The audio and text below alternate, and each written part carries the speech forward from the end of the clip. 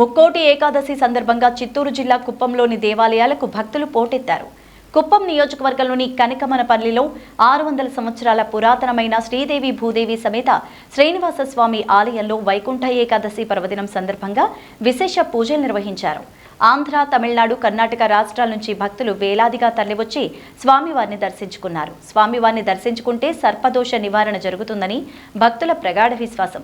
ఉదయం 4 గంటలకు స్వామివారికి ప్రత్యేక అభిషేకాలు నిర్వహించారు. శ్రీదేవి భూదేవి సమేత శ్రీనివాసుల విగ్రహాలకు వజ్ర కవచాన్ని అలంకరించి భక్తులకు దర్శన భాగ్యాన్ని కల్పించారు. ఆలయానికి దర్శనార్థం వచ్చిన భక్తులకు కుప్పం హిందూ పరిరక్షణ వేదిక అన్నదాన కార్యక్రమాన్ని చేపట్టింది. మూల విగ్రహాలు స్థాపించబడినది 1938వ సంవత్సరము శ్రీరంగస్వామి గారు ఆయన దేవస్థానం ప్రాకారమంతాను డెవలప్ చేసి దేవస్థానంను అభివృద్ధి పరిచినారు.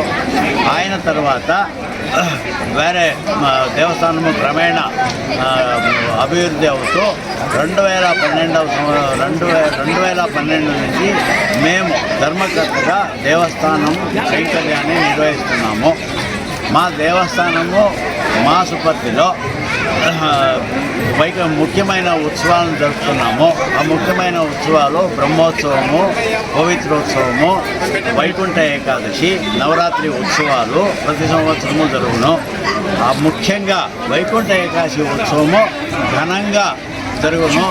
ఇక్కడ మా వైకుంఠ ఏకాదశి ఉత్సవానికి దాదాపు 15 నుంచి 20,000 మంది కర్ణాటక బార్డర్లో ఉండే కర్ణాటక ప్రజలు, తమిళనాడు ప్రజలు, మా ఆంధ్రప్రదేశ్ ప్రజలందరూ వచ్చి దేవుణ్ణి మొక్కుని వాళ్ళు తీర్థ ప్రసాద స్వీకరించి అందరూ సంతోషపడి చేస్తున్నారు.